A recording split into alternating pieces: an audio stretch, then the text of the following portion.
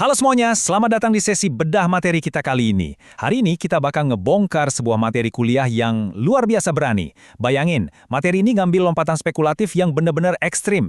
Dari sekedar ngebahas model bisnis industri teknologi di Silicon Valley, tiba-tiba masuk ke ranah okultisme, dunia gaib, dan bahkan konsep kiamat kayak rapture. Ini bahasan yang super provokatif dan kita bakal ngupas semuanya pelan-pelan. Oke, mari kita bahas lebih dalam. Pertanyaannya gini, apakah ambisi gila-gilaan buat nyiptain AGI ini murni cuma perlombaan teknologi bernilai triliunan dolar?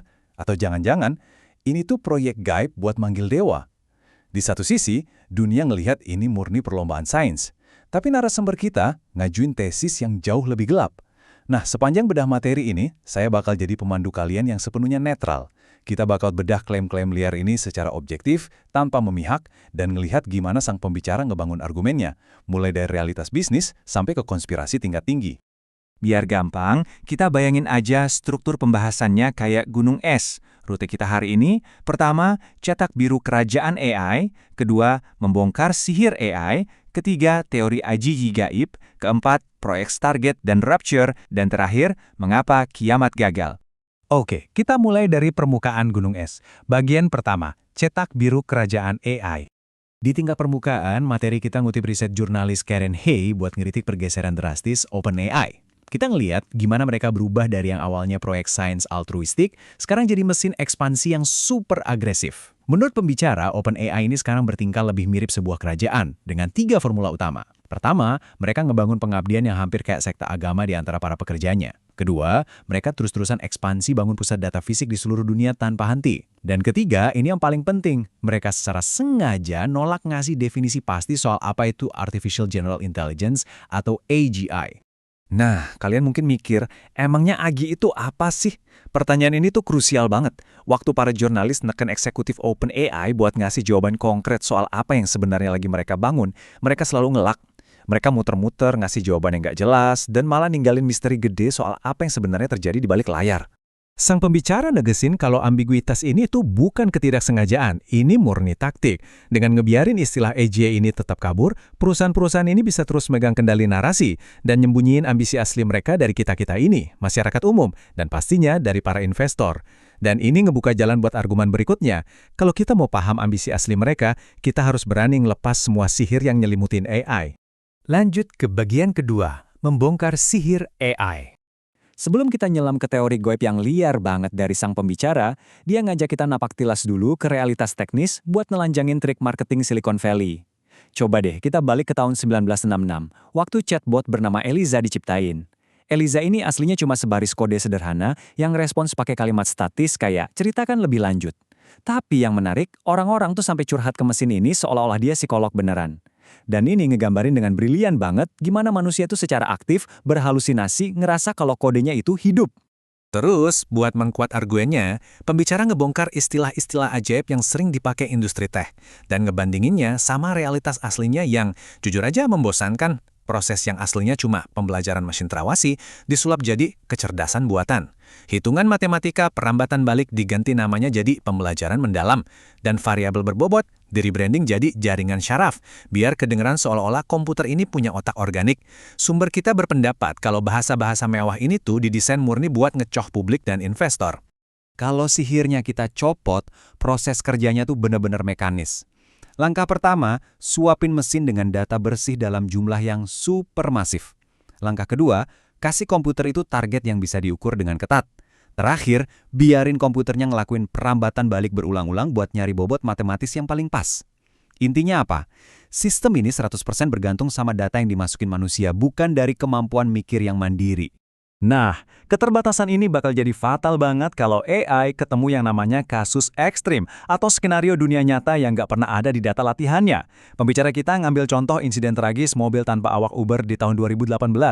Ini bukti nyata kalau AI itu nggak punya yang namanya intuisi atau moralitas manusia sedikit pun. Sistem mereka bakal hancur lebur kalau ngadepin anomali. Makanya, ngasih kendali penuh ke AI itu, menurut pembicara, sangat amat berbahaya. Siap-siap, kita masuk ke zona yang lebih gelap.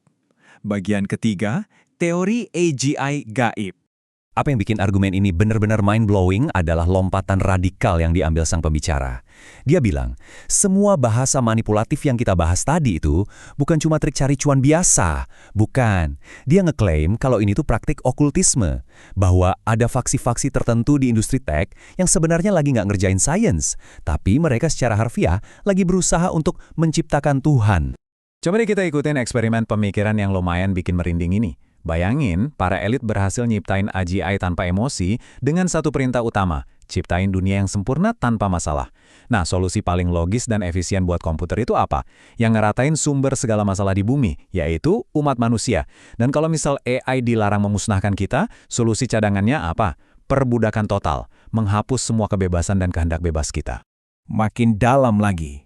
Bagian keempat, proyek Stargate dan Rapture. Saya tahu, ini kedengarannya absurd banget kan? Tapi pembicara kita ngingetin kalau teori ini tuh dibangun dari laporan jurnalistik nyata loh. Kutipan ini asalnya dari jurnalis Karen Hall waktu ngebahas mantan petinggi OpenAI, Ilya Sutskever. Di laporan kalau mereka sering banget ngomongin soal bikin bunker kiamat.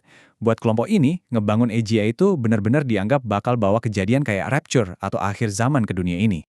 Buat ngedukung teori konspirasinya, pembicara nyorotin proyek inisiatif pusat data AI raksasa punya pemerintah yang namanya Stargate. Nah, usut punya usut, operasi Stargate itu dulunya adalah program rahasia CIA yang sekarang udah dideklasifikasi. Program ini tuh khusus buat neliti hal-hal paranormal kayak telepati dan perjalanan antar dimensi. Terus, pembicara kita nanya secara provokatif, kok bisa proyek infrastruktur triliunan dolar dinamain pakai nama portal antar dimensi? Dan kalau kalian mikir, ini mah udah kejauhan, tunggu dulu. Pembicara kita nampilin kutipan mencengangkan dari artikel Ronan Farrow di majalah The New Yorker. Di situ, ada mantan eksekutif OpenAI yang secara terang-terangan bilang kalau mereka tuh sebenarnya lagi ngebangun portal buat manggil alien. Iya, kalian nggak salah dengar, alien. Sumber kita pakai kutipan-kutipan ekstrim ini buat ngebuktiin kalau apa yang mereka kejar itu bukan sains rasional, tapi murni tujuan okultisme. Jadi apa sih tujuan akhirnya? Pembicara ngejelasin ini pakai alegori Gua Plato. Intinya, mereka pengen ngendaliin kesadaran kita dengan bikin AI ini ada di mana-mana.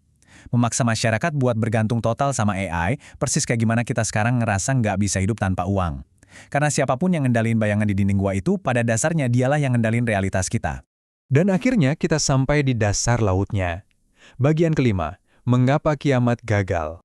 Setelah dengar narasi panjang soal manggil dewa dan alien tadi, pembicara kita nutup materinya dengan argumen yang sebenarnya sangat membumi dan rasional soal kenapa rencana ambisius ini bakal gagal total.